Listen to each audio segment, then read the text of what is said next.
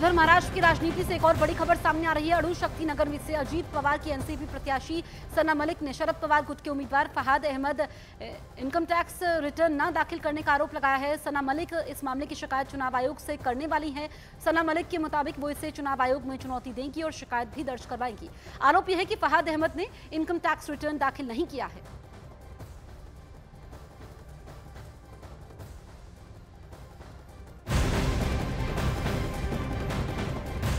इस बीच अड़ू-शक्ति नगर से शरद पवार गुट के उम्मीदवार फहाद अहमद का भी रिएक्शन सामने आया है। फहाद अहमद ने दावा किया है कि वो चुनाव लड़ रहे हैं। उन्होंने कहा कि ये अफवाह है कि उनका फॉर्म चुनाव आयोग ने खारिज किया है। ये गलत खबर है।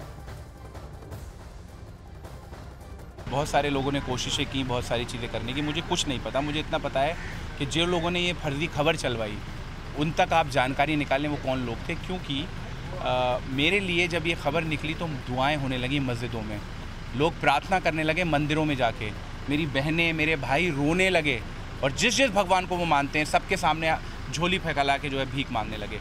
उसका नतीजा आपने देख लिया।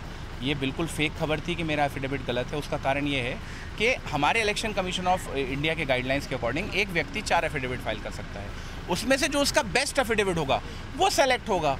और मुझे ये लगता है कि आरओ साहब का बिल्कुल धन्यवाद होना चाहिए, जो हमारा इलेक्शन कमीशन की यहाँ टीम है। उन्होंने किसी के दबाव में, किसी के प्रेशर में कोई काम नहीं किया।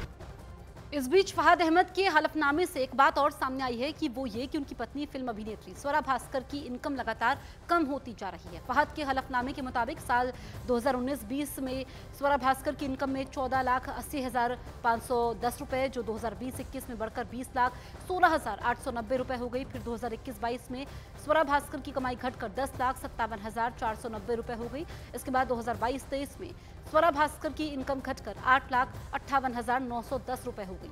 बाद में 2023-24 में और कम होकर 4,90,190 रुपये हो गई।